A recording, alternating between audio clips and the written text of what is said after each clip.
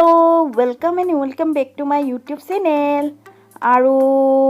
ভিডিওটো কালিৰে হয় কালি যে গৈছিলো একেলগে গৈছো কিন্তু ভিডিওটো বহুতে দীঘল হৈ যায় আৰু সেই কাৰণে মই ভিডিওটো এইটো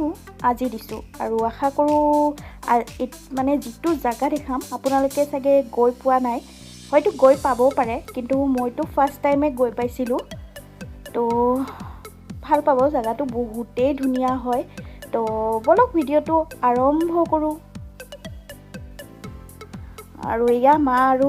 মাহী আগফালে আৰু মই পিছফালে চাও আৰু এটা মন্দিৰলৈ গৈ আছো মন্দিৰটো উত্তৰ গুৱাহাটীতে দৌলগোবিন্দৰ ওচৰতে এয়া চাও ইয়াতে লিখা আছে মণিকাৰ্ণেশ্বৰ দেৱালয় আৰু কানাই পৰশিবোৱা মন্দিৰ হয় আৰু দৌলগোবিন্দৰ ঠিক সিধা সিধিয়ে গৈ থাকিলে মন্দিৰটো পাই যাম আৰু আমিও এতিয়া গৈ আছো মন্দিৰটোলৈ তো ইয়া পাই গলো আমি কানাই পৰশিবোৱা মন্দিৰ আৰু চাওক ভিতৰলৈ চাওক কি ধুনিয়া পৰিবেশ মানে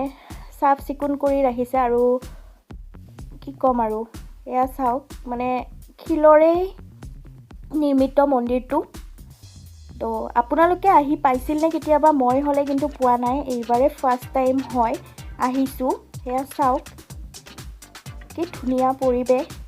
মানে সকলো ফালে সাফ চিকুণ কৰি থৈ দিছে হেয়া চাওক তো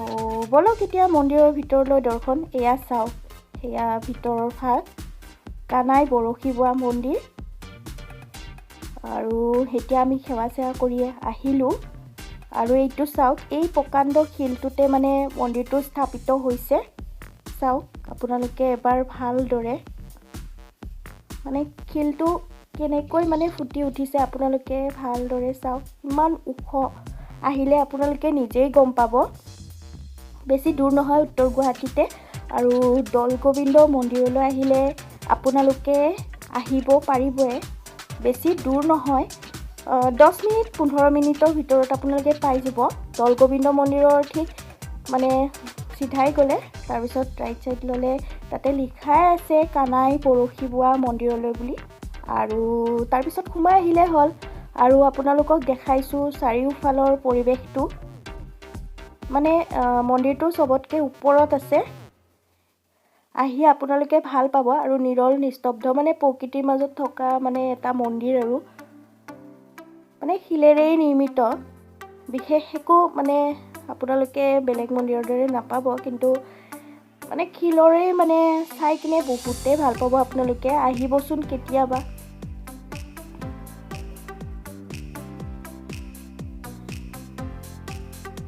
কিমান ওপৰলৈ মানে শিলটো আছে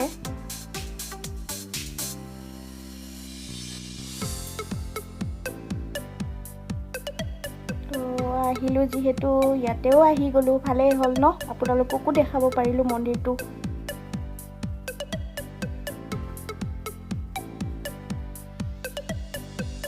আৰু ভিডিওটো চাই আপোনালোকৰ কেনেকুৱা লাগিল এবাৰ জনাবচোন কমেন্টত দিব আপোনালোকে কমেন্ট অলপমান তেতিয়াহে মই গম পাম যে আপোনালোকে ভিডিওবিলাক চাই আছে বুলি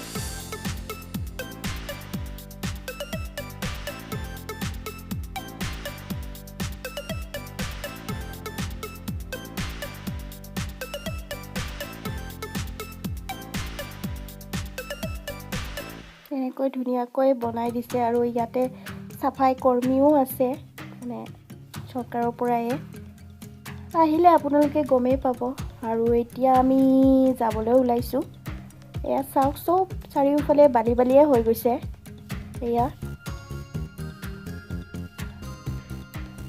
মানে ইমান ধূলি হৈছে আৰু এতিয়া জাহাজত উঠিলো আমি আৰু এতিয়া ঘৰলৈ যাত্ৰা কৰি আছো তো আপোনালোকেও চাওক নদী ব্ৰহ্মপুত্ৰ নদীৰ পৰিবেশটো যদি ইফালে বহুত দিন অহা নাই আপোনালোকেও